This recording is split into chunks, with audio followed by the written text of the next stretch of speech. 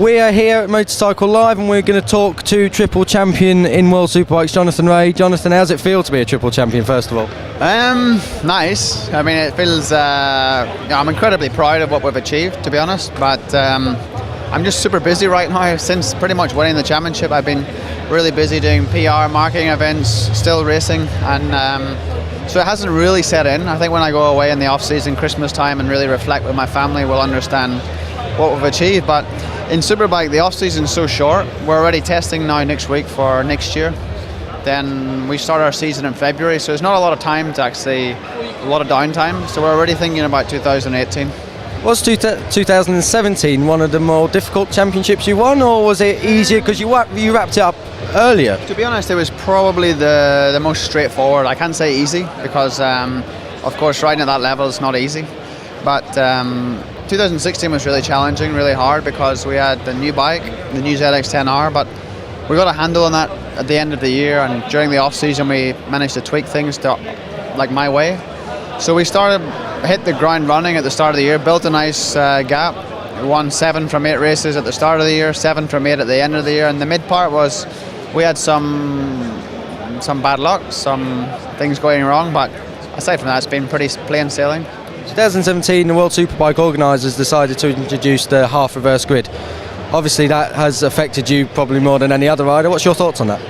I've never been a huge fan, but I mean, it's not the way to make the racing better at all, because 9 times out of 10 this year the fastest guy has gone to the front and the guys around his pace have been stuck in traffic. So it actually prevents there being a really close race. So aside from, I think, 2 instances, maybe Aragon, Alex Lowe's was in the front a bit longer in race 2. Jordi Torres in race 2, and Misano was around the front for a lot longer. Apart from them 2 instances, it's made no difference, apart from a really chaotic first couple of laps, which is, okay, it's exciting from the couch, but actually behind the screen it's can be scary at times. But yeah, it's,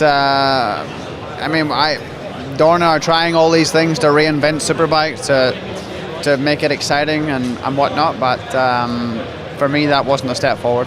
Since joining Kawasaki, have you felt like a new rider? Because we've seen before, you've obviously got the pace at Honda, but this is domination now. Yeah, I think the difference is the Kawasaki is a bike ready to win. I mean, I jumped on it, and it's not okay. It's never easy, but the bike's developed to win a championship. It's very, very good over many different circuits, many different temperatures, asphalt, grip. Where the Honda, felt like for me to be strong on that bike, the stars had to align. Things had to be perfect, and it was very hard to be consistent. So once I was able to jump on the Kawasaki, I could relax my aggression, let's say, not try to win every single race and end up in the gravel. I could be more methodical because the bike was at a really high level. World Superbikes are introducing concessions next year to other manufacturers. Is that a disadvantage to you, or do you think you'll be able to be up the front either way? I like to think I should be at the front either way. Do you think it's a step forward for the Superbikes?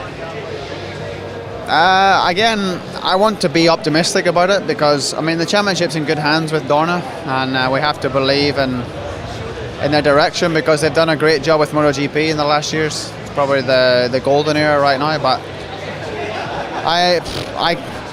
it's hard to see how it's going to.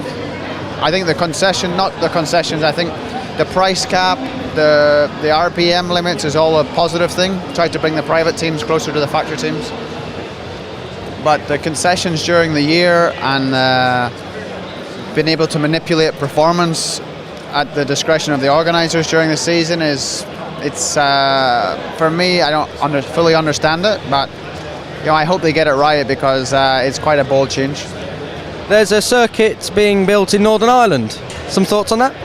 Yeah, I'm not exactly sure if they broke ground, but I've heard the Lake Torrens is the venue. Sounds like there's a lot of actual real funds available to do this circuit, so it's exciting time to be from Northern Ireland, not just because I'm winning right now, but the investment in road racing, the amount of government grants they're getting for that and safety, and now with the the vision of this Lake Torrens circuit. It would be great to be able to attract like a World Championship event there, or at least a national championship like BSB.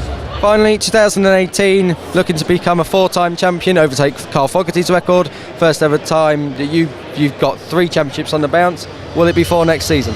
Very hard to say, honestly, because the championship's in such a... I mean, it's a new era for Superbike with the regulations next year.